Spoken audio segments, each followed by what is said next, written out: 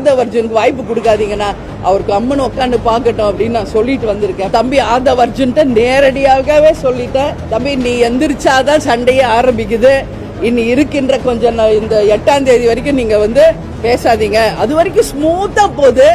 ஆதவர்ஜுன் எந்திரிச்சோன்னா 4 மணி நேரம் சண்டையிலேயே போகுதுங்க, வேஸ்ட். எது ஆதவா அவர்கள் பேசுறதுனாலதான் சண்டை வருதா?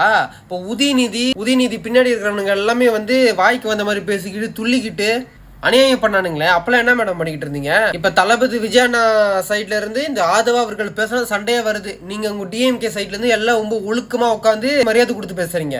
ஆதவா அவர்கள் பேச ஆரம்பிச்சாலே டிஎம்கே உள்ளவங்க செருப்பால் அடிச்ச மாதிரி கேள்வி கேட்கிறாருல, அந்த பயம் உங்களுக்கு. பேமெண்ட்ல தான் மேடம் உங்களுக்கு என்ன உரிமை மேடம் இருக்குது? ஒருத்தவங்களை சட்டசபையில் நீ பேசாத, நீ உட்காருன்னு சொல்றதுக்கு நீங்க என்ன சபாநாயகரா? இல்ல இதுன்னா உங்க வீடா? கேள்வி கேட்டாங்கன்னா கேள்விக்கு பதில சொல்லுங்க. அதுக்கு பதில் சொல்ல உங்களுக்கு வக்கு இல்ல. நீங்க மத்தவங்களை பேச வேணும்னு வாய அடைக்கிறீங்களா?